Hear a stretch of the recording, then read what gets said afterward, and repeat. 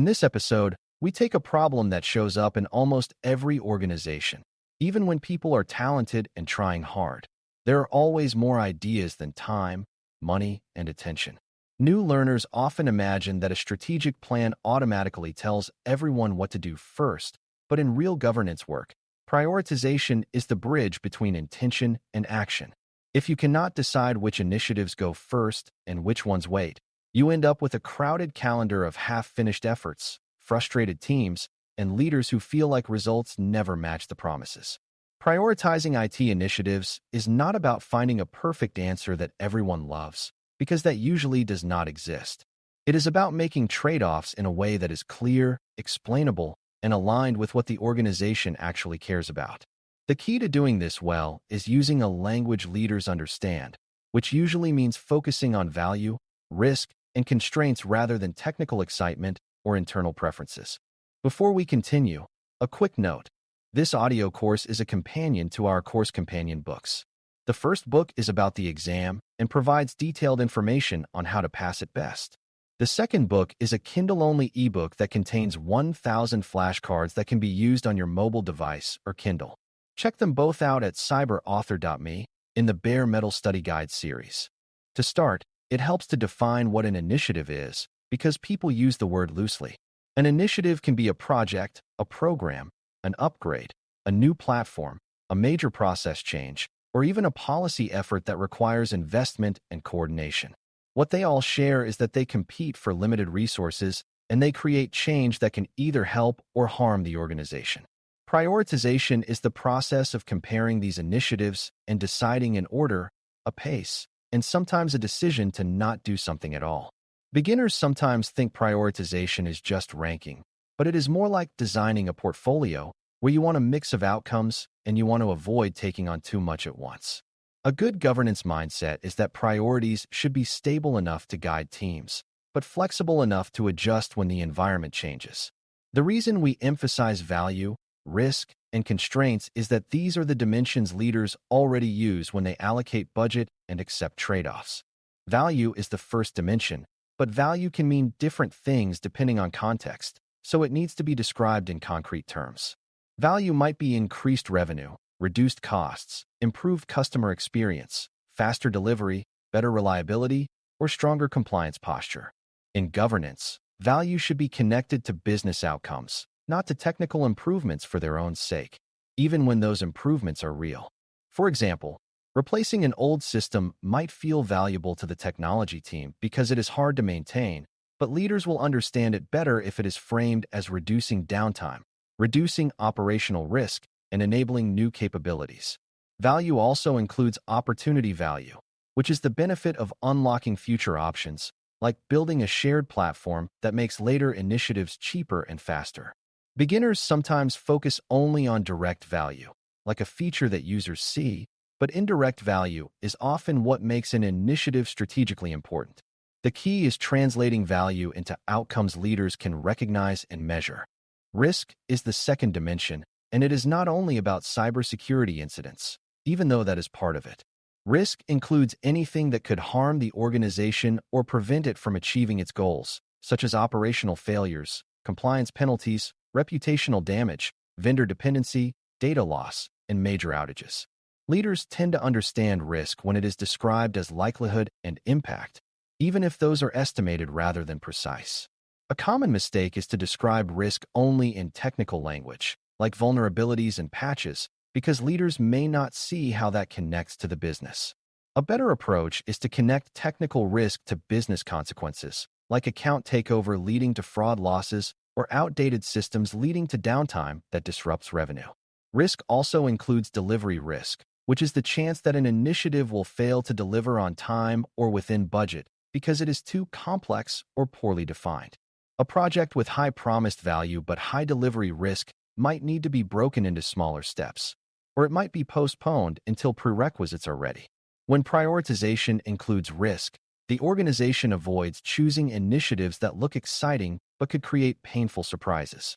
Constraints are the third dimension, and they are often the reason good ideas cannot happen immediately. Constraints include budget limits, staffing limits, skill gaps, vendor lead times, contractual obligations, regulatory deadlines, and technical dependencies.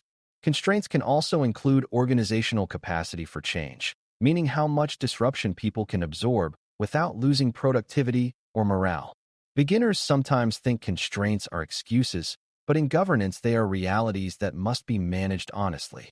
If a plan ignores constraints, it becomes a fantasy that burns trust when it fails.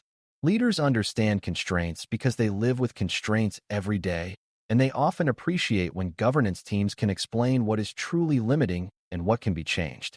For example, if the constraint is a lack of certain skills, an initiative might still be possible if the organization can source expertise, simplify scope, or invest in capability building. If the constraint is time due to a regulatory deadline, that can push an initiative higher even if other projects have more long-term value. When you combine value, risk, and constraints, you get a framework for prioritization that is understandable and defensible. A useful way to think about it is that value explains why you want to do something, risk explains what could go wrong if you do it or if you do not, and constraints explain what is realistically possible now. This is different from prioritizing based on who shouts the loudest or which team has the most influence, even though those pressures are common. Good governance makes prioritization visible and repeatable, so decisions feel consistent rather than political. For beginners, it helps to imagine a leader asking 3 questions. What do we get? What do we avoid? And what does it take? If you can answer those clearly for each initiative, leaders can compare them without needing to understand every technical detail. That comparison also reduces conflict because it focuses discussion on shared goals rather than personal preferences. A common misconception is that prioritization should be purely numeric, like giving each initiative a score and letting the highest score win. Scoring can help, but it can also create a false sense of precision, especially when the input estimates are uncertain. Leaders often prefer transparency over complexity, meaning they want to understand why something is prioritized, not just see a calculated number. A practical approach is to use structured judgment, where scoring is used to surface differences, but final decisions are made with discussion and clear reasoning. Another issue with pure scoring is that it can ignore dependencies, such as a foundational initiative that enables several others. That foundational work might not score high on direct value, but it can have high strategic importance because it reduces future cost and complexity. Prioritization should also consider balance, such as not funding only growth projects while neglecting reliability and risk reduction. The goal is a portfolio that supports both performance today and resilience tomorrow. It is also important to clarify the time horizon of value and risk because leaders think differently about near-term outcomes and long-term outcomes. Some initiatives produce quick wins, like improving a process to reduce errors, while others create long-term capability, like building a shared data foundation. Both can be valuable, but they should not be compared as if they operate on the same timeline. A short-term initiative might be prioritized if the organization needs immediate relief, but that does not mean long-term capability work should be ignored.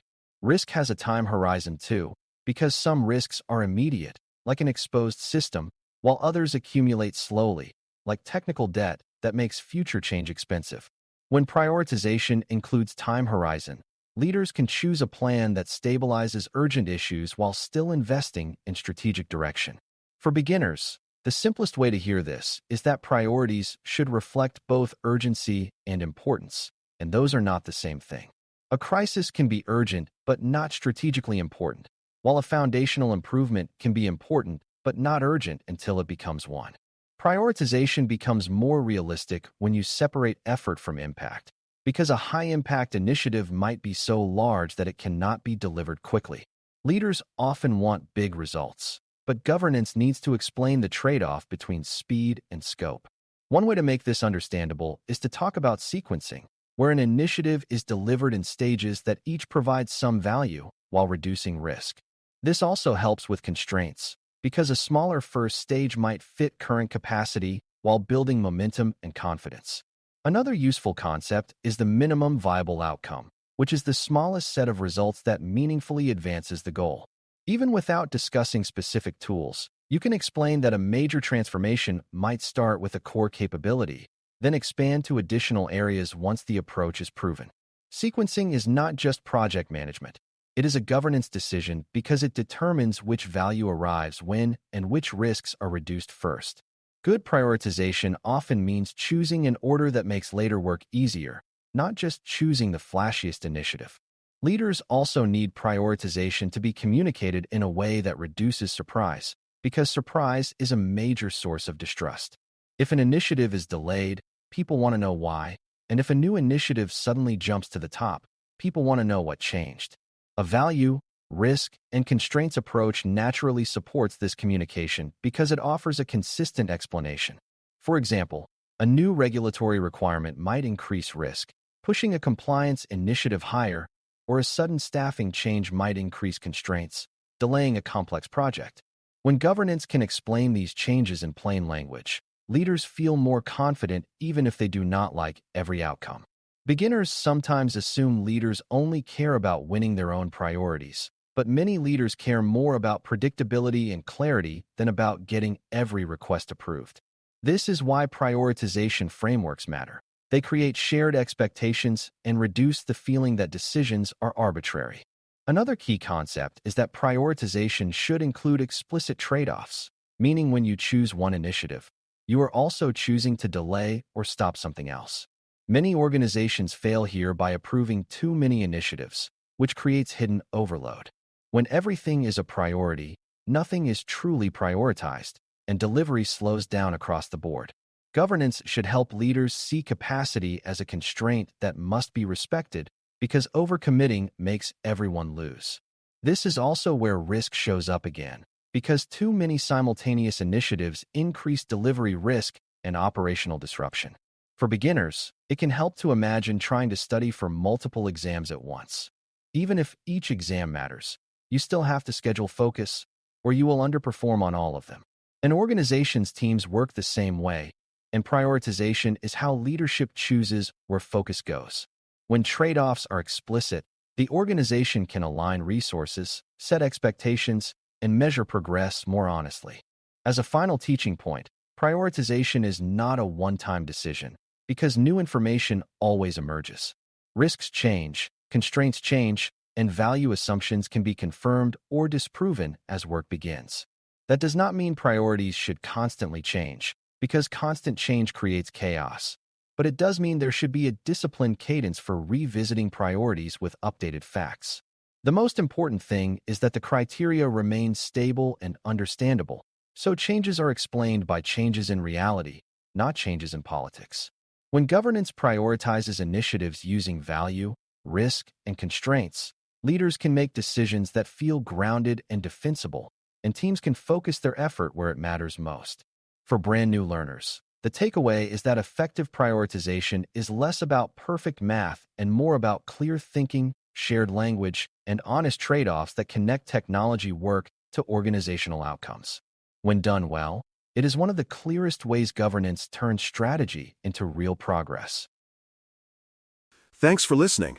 For more audio courses, daily newsletters, and more, please visit baremetalcyber.com.